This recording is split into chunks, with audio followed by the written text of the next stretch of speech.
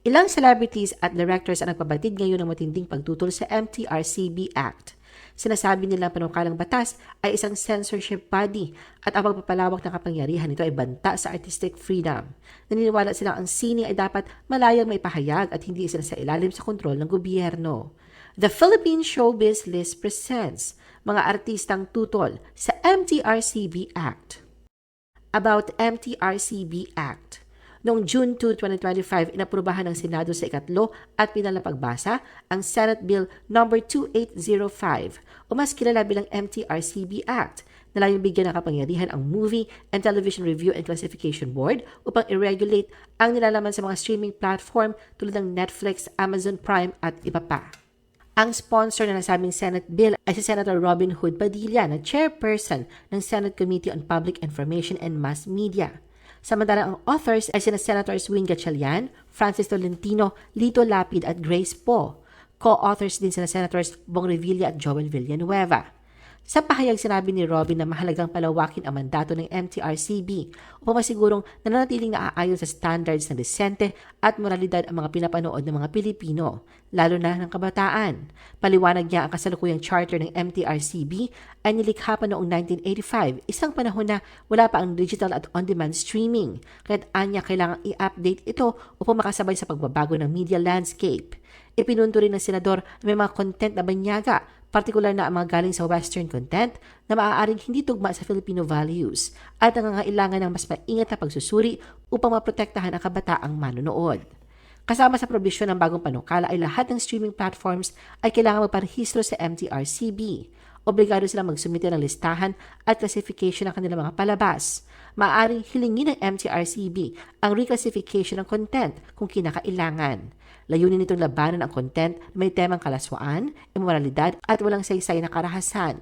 Bibigyan din ng mas mataas na ranggo at benepisyo ang mga leader ng MTRCB katumbas ng Undersecretary at Assistant Secretary ng isang departamento. Sa botohan ng mga senador, 21 ang pumayag na ipasa ito, isa ang kumontra at walang nag-abstain. Si Senator Risa Ontiveros ang nag-no sa pagpasa ng MTRCB Act dahil ayon sa kanya masyado itong malawak ang saklaw at maaaring magbigay ng kapangyarihan sa MTRCB na pumigil o mag-censor ng mga content na protektado sa ilalim ng 1987 Constitution, kabilang ang mga hindi naman para sa sinihan o pampublikong pagpapalabas. Sana raw ay specific ang probisyong nakasaad sa panukalang nagre-regulate sa streaming content. Ipinunto rin ni Senator Risa may mga umiiralang batas na tumutugon sa proteksyon ng mga bata laban sa papaninang content online. Lorna Tolentino. Bilang si Lorna ay dating miyembro ng MTRCB, nang mahinga ng opinyon tungkol sa panukalang ito ng Senado, ayon sa kanya, hindi na kailangan saklawin ng MTRCB ang mga streaming services. Ipanaliwanag ni Lorna na bago pa man mailabas sa mga platapormang ito, lalo na ang mga foreign films, ay dumaraan ng mga ito sa sarili nilang regulatory processes. Tinutukoy niya ang content labels at parental ratings na nakadisplay sa mga palabas tulad ng sa Netflix. Para sa kanya, sapat na ang mga ganitong paalala upang gabayan ang mga manonood. Bukod dito, binigyang diin ni Lorna na malaki ang papel ng mga magulang sa pagmamonitor sa panonood ng kanilang mga anak. Sinabi niya na kung ayaw ng mga magulang na makita ng mga bata ang ilang palabas sa Netflix, nasa kanila ang responsibilidad na iwasan o tanggalin ang access sa platform. Binigyang diin din niya na kung wala namang oras ang mga magulang na bantayan ang kanilang mga anak, huwag na lang silang mag-subscribe sa streaming services at hindi rin napigilan si Lorna na ipahayag ang kanyang pagdududa sa prioridad ng Senado sa pagpasa ng ganitong uri ng batas. Sa halip, iminungkahin niyang dapat mas tutukan ng pamahalaan ang mga mas mahahalagang issue tulad ng kalusugan, edukasyon at agrikultura. Janice de Belen. Mariinding tinutulan ni Janice ang MTRCB Act. Sa isang panayam, sinabi niya na may sapat na kakayahan ang mga magulang na gabayan ang kanilang mga anak pagdating sa panunood sa kanilang tahanan. Anya bilang ina, may mga pagkakataong nagugulat din siya sa mga napapanood ng kanyang mga anak. Pero giit ni Janice, hindi dapat sobrang higpitan ang content dahil kung palaging may censorship na babawasan ang kalayaan ng manunood, lalo na sa mga bagay na hindi naman nakakasama. Naniniwala rin si Janice na dapat magtiwala ang gobyerno sa kakayahan ng mga magulang na ituro sa kanilang mga anak kung ano ang tama at hindi tamang panuurin. Dagdag pa ni Janice, may mga existing tools naman na makakatulong sa mga magulang, gaya ng parental controls sa mga app, telepono at mismong streaming platforms. Ibinahagi rin niya ang personal na karanasan sa pagpapalaki ng kanyang mga anak. Ayon sa kanya, bata pa lang ang mga ito ay hindi na niya pinipigilan sa gusto nilang panuurin dahil tutunan na nila kung ano ang tama at hindi sa pamamagitan ng maayos na paggabay. Joey Marquez. Sinang-ayun na naman ni Joey ang pananaw ni Janice at Lorna hinggil sa issue ng pagbibigay ng mali siya sa mga napapanood ng kabataan. Ayon kay Joey, madalas ay ang matatanda mismo ang naglalagay ng mali siya sa isang content, hindi ang mga bata o tagapanood. Punto niya kapag pinilit ang mga nakakatanda na tingnan bilang masama o hindi angkop ang isang palabas, doon pa lang ito nagkakaroon ng negatibong kahulugan. Sa halip na na tingnan ang isang content ng natural at walang bahid ng mali siya, ang sobrang regulasyon at panghuhusga ang siya nagdadagdag ng hindi magandang interpretasyon. Idinagdag pa ni Joey na iba-iba ang opinyon ng bawat isa at hindi tama na ipilit o idikta ng ibang tao o ahensya ng gobyerno kung paano dapat unawain ang isang content. Para kay Joey, kung ang isang content ay hindi tinitingnan sa malisyosong paraan, ganoon din ito tatanggapin ng mga manonood, lalo na ng mga bata.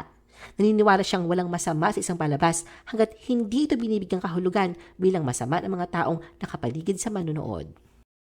Directors Guild of the Philippines, Inc.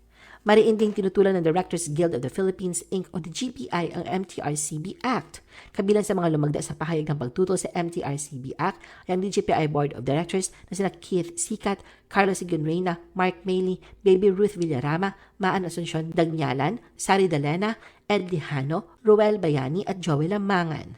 Sa kanilang pahayag, sinabi ng DGPI na nababahala sila na sa halip na itaguyod ang self-regulation ay ipinairal ang censorship sa online streaming content para sa bagong panukala ng Senado.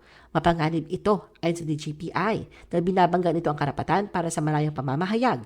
Ibig sabihin, dinidiktahan hindi lang ang paglikha ng sining na sumasalamin sa tunay na buhay, kundi pati sa desisyon ng mga manonood sa kung ano ang gusto nitong panuurin. Pati karapatan para sa malayang access sa impormasyon ay sinasagasaan din ng panukala.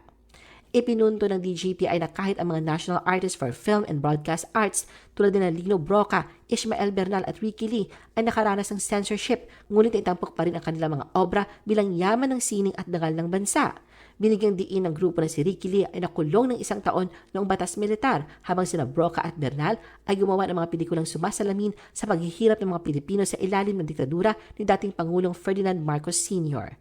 Ayon sa DGPI, patunay ito na ang sining na mapangahas at mapanuri, bagamat hinaharangan, ay may kakayahang magbigay ng liwanag sa katotohanan at karangalan sa bayan. Naniniwala rin ang DGPI na ang MTRCB Act ay nakakasama sa naghihingalong lokal na industriya ng pelikula.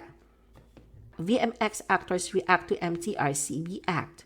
Sa premiere na ng pelikulang Wild Boys ng matanong ang VMX hunk actors na sina Rash Flores at Nico Loco tungkol sa controversial na panukalang MTRCB Act. Ayon kay Rash, tinatanggap na lamang niya ang desisyon ng mga nasa kapangyarihan kahit hindi siya sang-ayon. Samantala, inamin naman ni Nico Loco na hindi siya pamilyar sa MTRCB Act, ngunit naniniwala siyang maaapektuhan ang Viva Max dahil ito ang pinakamalaking bold streaming platform sa bansa. More reactions from directors.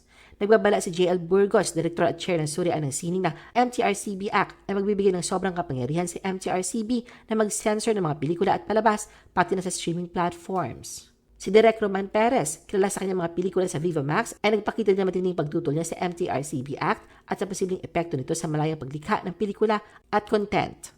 Sa kanyang Facebook post, mariing nagpahayag ng pagtutol si Direk J. Altarejos laban sa MTRCB Act at sa planong pagpapalawak ng kapangyarihan nito sa ilalim ng panukalang batas.